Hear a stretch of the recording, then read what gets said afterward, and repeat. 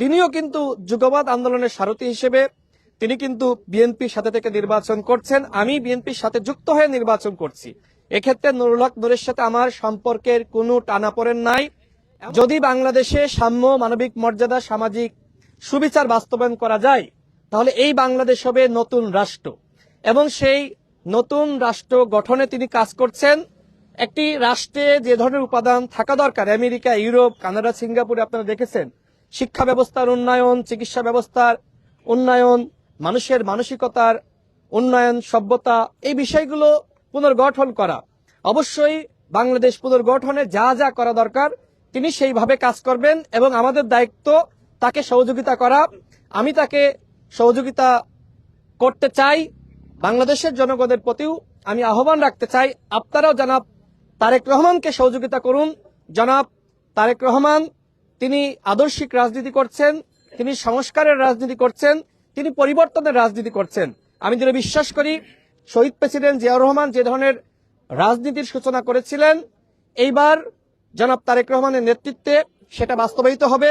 এবং আমাদের দেশনেত্রী তিনিও অনেক চেষ্টা করেছেন, কিন্তু আগ্রাসন এবং আধিপত্যবাদের জাতাকলে তাকে দীর্ঘ সময় নিপীড়নের শিকার হতে হয়েছে, কারারুদ্ধ থাকতে হয়েছে।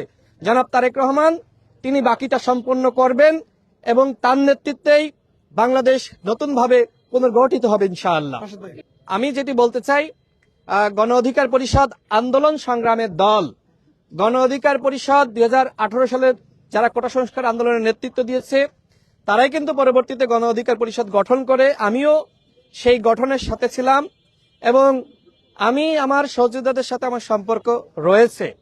বিএনপি গণ অধিকার পরিষদ সবসময় তো একসাথে যুগবাদ আন্দোলন করেছে, একসাথে লড়াই করেছে, এবং নুরুল হক নূর তিনিও কিন্তু যুগবাদ আন্দোলনের সারথি হিসেবে তিনি কিন্তু বিএনপির সাথে থেকে নির্বাচন করছেন, আমি বিএনপির সাথে যুক্ত হয়ে নির্বাচন করছি।